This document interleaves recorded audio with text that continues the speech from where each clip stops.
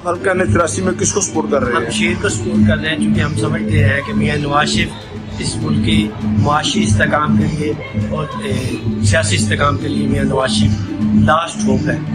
मैं इंशाल्लाह एनए का वोट डॉक्टर लियाकत अली खान को दूंगा। हम 83 में जमात इस्लामी को सपोर्ट कर रहे हैं। नवाज शरीफ को, नवाज शरीफ चीज़ें सस्तियाँ कराएगा। 84 में पीपल्स पार्टी को सपोर्ट कर रहे हैं। वोट जनाब तरीके इंसाफ पीपल पार्टी को। दीन मोहम्मद नु देना वोट, करेन नु देना इंशाल्लाह, करेन नु। आप इस मरतबा किसको वोट देंगे?